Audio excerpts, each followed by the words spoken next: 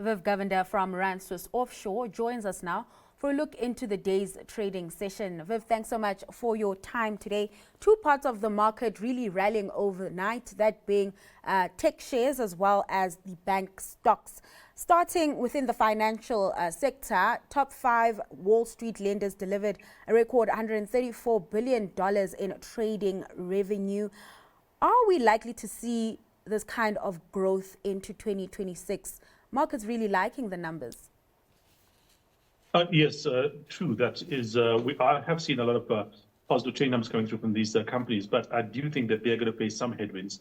The Trump administration has taken a bit of a populist turn going towards or going after things like, for instance, public ownership, corporate ownership of housing stock, cap credit card,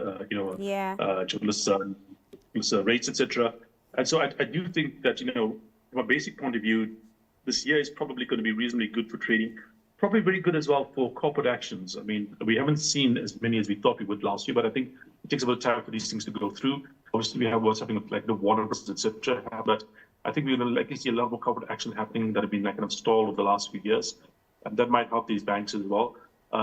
With regards to the trading, I mean, it's been a spectacularly interesting year last year. We had a 20% fall, and then we had the year at an all-time high, which is obviously a lot of volatility, which is good for trading.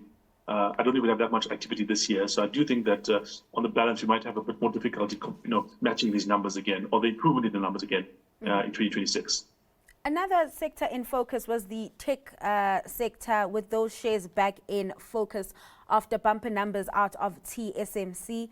There's talk that these earnings have eased the AI bubble concerns. Is that true, Viv?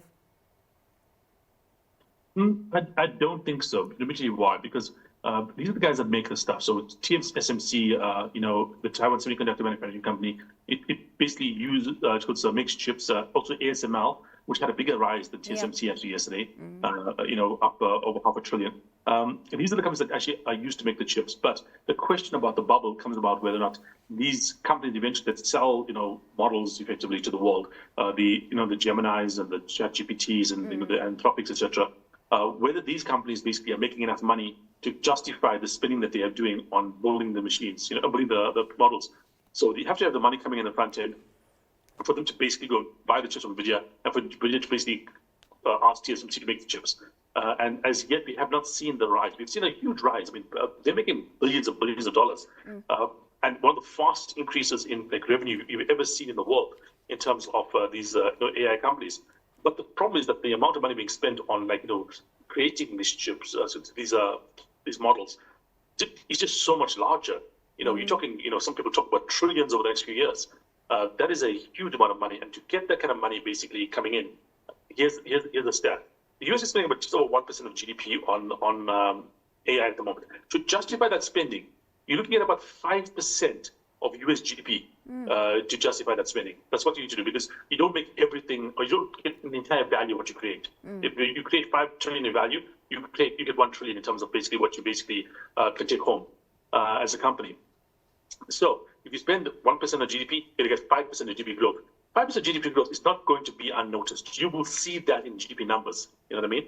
And so we haven't seen that yet. I mean, there's some indications that the most recent GDP numbers have been significantly higher than expected, but they still we can be convinced they're going to be consistent, and that is what's needed to say that the AI bubble will not burst. Yeah, return on investment really important when it comes to capex spending there in the AI industry. On that note, we're speaking about spending by the US. We did see that deal struck between the US and Taiwan on the back of a deal concerning semiconductor companies. Any concerns there with what that could potentially do when it comes to relations between US and China? Look, I mean, the Chinese and the US pretty much are already at a point where it's known what either side is doing, what they're trying to do. The Chinese know that the US is trying to stop them from accessing the highest end technology in the world, stopping the export of stuff to them, etc., reducing access to what TSMC makes and so on. The Americans know pretty well that the Chinese are trying to take over Taiwan. That's a given. Look, what the Taiwanese are trying to do is trying to placate what they see as being their only protector that can actually stand up to the Chinese, which is the US. The thing is that, over the long term, if this does go through, over a long period of time, if the Taiwanese lose their effective monopoly over chips, they become a lot less valuable to the US. And then will the US be willing to step up and say no to China if China does take it over? Yeah. That's a question to be asked. But I think the Taiwanese have to do what they're doing because the US is pretty much their only protector in the world at the moment. Or the only protector that can at least do much about the Chinese if they do decide to do something.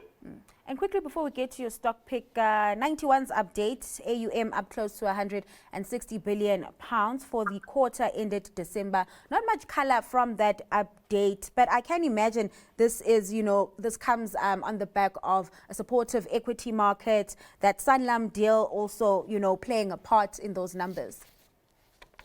Yeah, most certainly. And of course, the stock market also doing very well over the last, year. I mean, and the thing is that until very recently, it was all the US, but last year the US was, I think, one of the worst performing, even though it was positive. They still had the S&P at all-time highs. Was one of the worst performing developed market economies. We beat the US quite significantly. Yes. We were up 50+%. Like Spain, I think, was also up quite significantly. Much of Europe was up more than the US.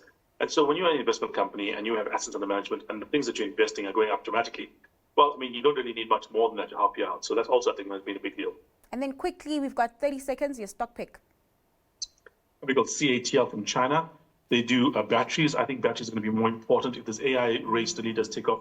You really can't build nuclear power plants or gas or even coal power plants quickly enough. You have to go towards renewables, and renewables at the moment require a lot of batteries. And so I do think battery technology, battery companies are going to do very well over the next few years if the AI boom continues. All right, Viv, thank you so much for your time and taking us through trade today. That was Viv Govender from Rand Swiss Offshore.